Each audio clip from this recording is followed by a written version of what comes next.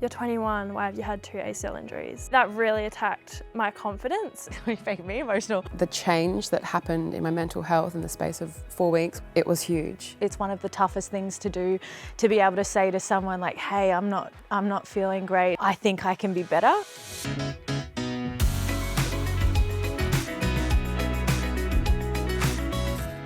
Mental health is so complex, but I really want to just simplify it. So give me a sentence or a couple of words to describe your mental health journey. I'd say mine's been a bit of a roller coaster, especially through injury. Oh, I think for me, I would say challenging but beneficial. Yeah, I think for mine would be a lot of ups and downs, but always growing. Yeah, circles within circles, I think, for me. What the hell's that mean? Well, it means some days it's good, some days the circle's perfect, and some days the circle's just outside the box. Wow, okay, I love that. Thank you.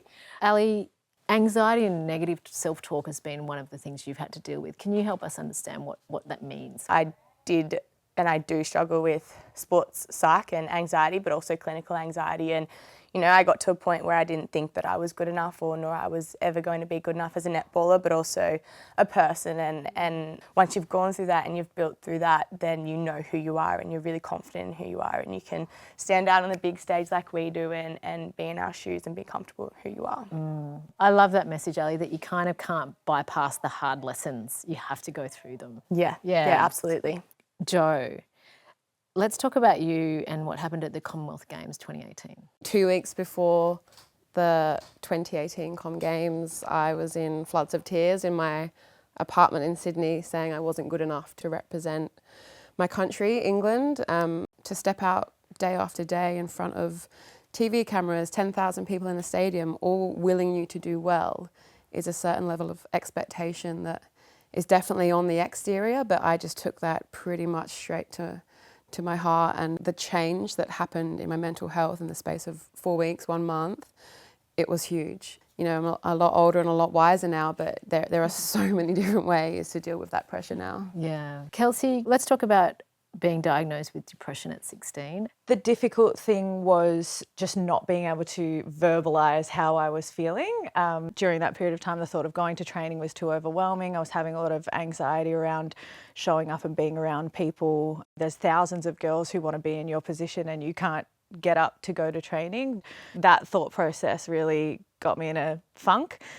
I've got to show up as a human first, and if I can't be a good person or show up as the best version of myself, I definitely can't be a good netballer or teammate.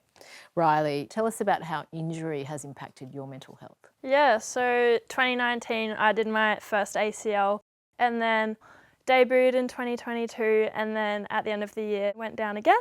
I was in tears knowing that I'll have to go through the exact same thing. It'll be a lot harder because it's the same leg as well and the surgery was a lot more extensive. So, did you have people commenting on your injury and how did that affect your mental health? You're 21, why have you had 2 ACL injuries? You won't last that long in knees, netball knees, that kind of stuff. And for me, that really attacked my confidence and thoughts on how long my career might be.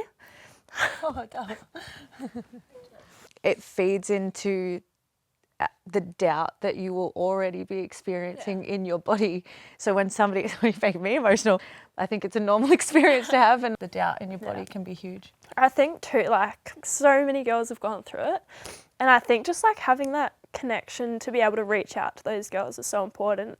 Thank you for sharing that. What strategies do you employ to manage your day-to-day mental health?